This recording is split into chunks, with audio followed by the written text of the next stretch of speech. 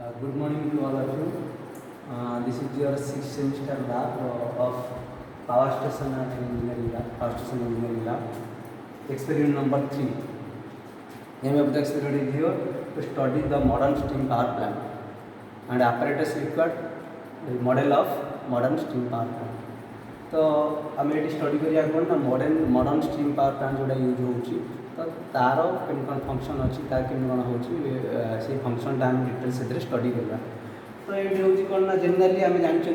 thermal power plant कहले कौन जेनेराली जे कौन कर thermal power plant is a plant in which the heat energy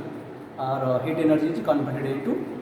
electrical energy heat एनर्जीटा कौट प्रोड्यूस होची ना कम्बुसन ऑफ प्राइमरी फ्यूल आम जेनेराली जानते गोटे बॉयलरटा आम बॉयलर कौन हो कोलटा जा कम्बुसन हवा द्वारा से हीट एनर्जी प्रोड्यूस होची तो हीट एनर्जी प्रोड्यूस हवा द्वारा बॉयलर कौन हो स्टीम प्रोड्यूस होची वाटर रू स्टीम प्रोड्यूस करके आम कौन कर electrical energy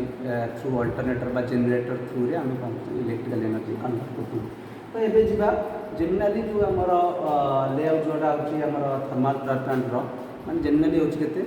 4 number of circuit consist कर 4टा सर्किट रोच डिफरेंट सर्किट 4टा रोच जमीक रहा कि तुम कूलिंग जो कौन कूलिंग वाटर सर्किट से शो करेगी फिगर तो आम जाना कूलिंग वाटर सर्किट गोटे रोच सेकेंड रोच feed water and steam flow circuit third रोच air and gas circuit fourth number हो कोल एंड आश सर्किट यहाँ मेनली 4टा सर्किट रोच ये 4टा सर्किट थ्रू रे आम कौन कर टोटाली पावर प्लांटा कौन कर ऑपरेट हो तो आम एवं फिगर को ये गोटे मुझे ड्र कर लाइन डायग्राम कौन अच्छी ना आम डिफरेंट सर्किट अच्छी से सर्किट हिसाब से आम कौन करना डिस्क्राइब करता तो फास्ट पूरा अच्छे कूलिंग वाटर सर्किट आम यहाँ हूँ cooling water circuit fast this is your layout of modern steam power plant तो ये डिफरेंट सब कौन रोचे मेन फंक्शन ये तुम यहाँ बॉयलर बॉयलर पर ये कोल स्टोरेज कोल आसटी आ स्टोरेजटा अच्छे नेक्स्ट जाऊँ कौन ना आमर ये स्टीम प्रोड्यूस होगा टर्बाइन टर्बाइन रोटेट हवा द्वारा कौन हो आम ये जेनेटर लगी जेनेटर कौन कर पावर प्रोडक्शन हो पावर पर आम ट्रांसमिशन लाइन थ्रू रे आम ट्रांसमिट कर पावर तो टर्बाइन यूज हो सारापर स्टीमटा ताकि आम एगेन यूज करने लाइन थ्रू रे आसुच्छे कंडेन्स कराला कौन कर पंप थ्रू रे फीड पंप थ्रू रे आम कौन कर पुणी से वाटरटा को सप्लाई करोटी ना आम बॉयलर थ्रू इकोनोमाइजर तापर जो कम्बुसन है जो हट एयर दरकार कम्बुसन हाँ कोल कम्बुसन आमको कौन दरकार एयर दरकार तो यही थ्रू आम एयर ये सप्लाई कर एयर सप्लाई कलापर हट गैसेसटा कौन कर थ्रू रे आमर एयर प्रिहीटर थ्रू रे कौन कर चिमनी देके आम एग्जस्ट हो आटमोस्फियर यहाँ हूँ ओभरअल आम तो ओभरअल विषय पढ़ला आम जाना डिफरेंट जो सर्किट तुमको कहली तो ये जो सर्किट गुड़ा सब कौन कौन अच्छे तो फास्ट सर्किट था तुम कौन हो ना cooling water circuit cooling water circuit कौन हो ये आम जो कहली तुम स्टीमटा यूज है एक्सपांशन है तार प्रेसरटा ड्रप हुए आ से कौन स्टीम अवस्था ही थाए ताकू आम कौन कर सप्लाई करा आम कौन कर वाटर को कन्वर्ट करार अच्छे तो वाटर को केमी कन्वर्ट करवा ना ये स्टीमटा को कौन करवा ये कूल करवा कंडेन्स करवा कंडेन्स कले कौन हम ना से वाटर को जाए कन्वर्ट हम से जो एक्सट्रा हिट जो आडेड होमर जो लाटेंट हिटा को आदि काढ़ा पड़ो से लाटेंट हिटा रिमूव केमी करवा ना ये आम गोटे लगी कूलिंग टावर तो कूलिंग टावर में कंटिन्यूअसली कौन करे ना हट वाटरटा को ये कौन करता है ना कूलिंग करता है आम कूलिंग टावर विषय में पूर्व क्लास में पढ़ी तार फंक्शन कही तो से कूलिंग टावर कौन कर ना हट वाटरटा को कोल्ड कर से कोल्ड वाटरटा को कौन कर कूलिंग वाटरटा को सप्लाई करेंगे ये भितर को सप्लाई करने द्वारा ये जिते स्टीमटा थ्रू पास करके जाऊँ ये कौन कर कोल्ड वाटर जिते संस्पर्श आसो से हिटा को रिमूव करेंगे हिटा रिमूव करदे कौन हम आगे जो स्टीमटा थो से स्टीमटा कौन कर कोल्ड होगी कौन कर ना वाटर को कन्वर्ट हो से वाटरटा कौन कर पलि आस ना लो प्रेसर पंप गोटे अच्छे ये स्टोरेज को पलि आस ये स्टोर हो तो ये आउ गए लाइन आगे देखुं ये स्टीमटा कौन कर अधा एक्सपांड कलापर ये लो प्रेसर पंप भी नहीं डायरेक्टली ये डायरेक्टली आसवा द्वारा कौन हम ना ये जो वाटरटा थी जब कूलिंग हो द्वारा ये कोल्ड वाटर डायरेक्ट मिसी जावा द्वारा कौन हम ना ये वाटर को कन्वर्ट हो आज वेल एज कौन हम ना से वाटर टेम्परेचर भी किसी इंक्रीज फील्ड पंप थ्रू कौन हम ना लो प्रेशर वाटर जो आसो से हाई प्रेशर करके इकोनोमाइजर थ्रू फ्लो ऑइलर को पठाई ताला आमर मेनली है कूलिंग वाटर सर्किट है ये कम यहाँ कोल्ड कर जो स्टीम टाक आसो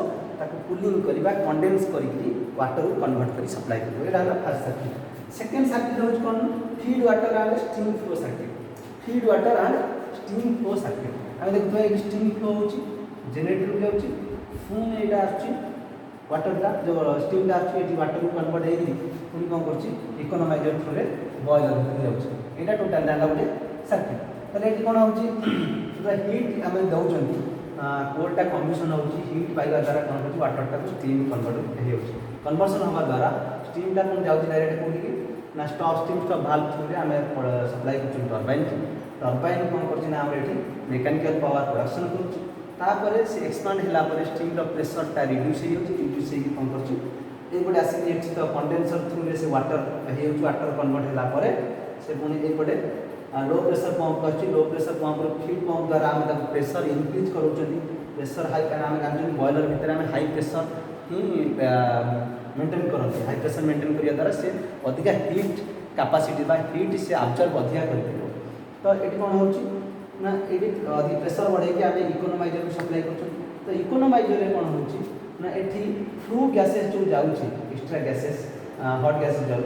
या थ्रू पास करने द्वारा ये कौन कर सेंसिबल हिट जी से गेन कर दूसरी डायरेक्टली जो बॉयलर भितर जाऊँगी से सडनली स्टीम प्रोडक्शन करने स्टार्ट कर दूसरी कहीं वाटरटा जब आम सेंसिबल हिट नदबा से सेंसिबल हिट पर ही से स्टीम प्रोडक्शन कर तेणुक आम प्राइमरी जब से हिटा से पाई जाऊँगी आमको ये कम हिट दरकार आम एफिशिएंसी अधिका इनक्रीज करने बॉयलर तो यहाँ आम जानले कौन ना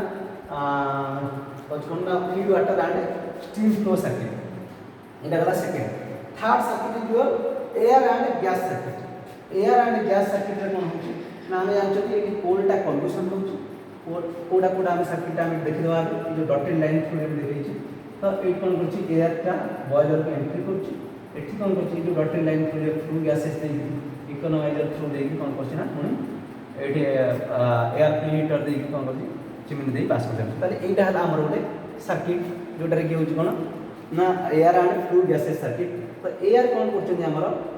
जो आटमोस्फियर की एयर कौन कर इकोनोमाइजर जो सॉरी एयर प्रीहीटर थ्रू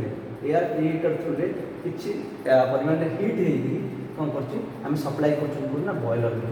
कहीं प्रीहीट कर आम जानते जदि कोल्ड एयर आ सप्लाई करवा से कम्बसनटा जी स्पीड हम जब आम हट एयरटा सप्लाई कर हट ऑक्सीजन एयर ताल से कौन कर अधिका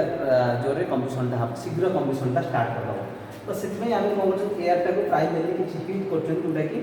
एक्सेस जो हट गैसेस पास कर कम्बसन है जो आटमोस्फियर आम जो गैस छाड़ी दूसरी से गैस थ्रू एयरटा को आम कौन कर हट कर तो एयरटा हट आटमोस्फियर एयर आसला ये हट है सप्लाई है गोटे बॉयलर को बॉयलर भितर कम्बसन है जो फ्लू गैसेसटा कौन कर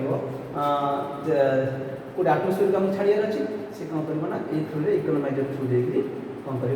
एयर प्रीहीटर देखिए आम चिमनी थ्रू आम एडजस्ट करदा आटमोस्फियर यहाँ रहा तुम एयर कौन हो एयर एंड गैस सर्किट यहाँ नेक्स्ट आसला कौन ना तुम हूँ 4 नंबर हूँ कोल and ash circuit coal and ash circuit कहले कौन ना आम बॉयलर भितर आम सप्लाई कर कोल तो से कम्बसन है फर्मेसन कौन कर आश तो ये वे से गोटे सर्किटा फर्मेसन कर गोटे आम सर्किट कहीपर तो ये कौन हो कोलटा आमर स्टोरेज गोटे थाए कोल्ड स्टोरेज यार्ड कौन करे कोलटा को आम कौन करती प्रोसेसिंग करी कोल हैंडलिंग प्लांट रे आम प्रोसेसिंग करी छोट छोट खंड बड़ बड़ कोल थाए साइज तो छोट करके आम कौन करती कोल हैंडलिंग प्लांट छोट करके आम सप्लाई करती कोल बॉयलर भितर तो बॉयलर भितर से कौन करे कम्बसन हुए तो कम्बसन है से जो आश फर्मेसन करे तो से आशटा को आमको डिस्पोज करार अच्छे तो आश को आम कौन करती आश स्टोरेज यार्ड थ्रू आम कौन सप्लाई कर दिखती आमर जोड़ा गोटे गोटे लगी था कौन ना आमर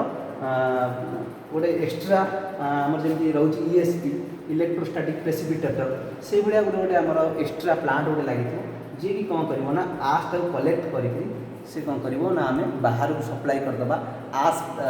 पंड गोटे गोटे थाए जेनराली तो आस पंड्रे आम वाटर थ्रू से आस गुड़ा आस पंड को सप्लाई करदे ये जगह क्लीन हो आउ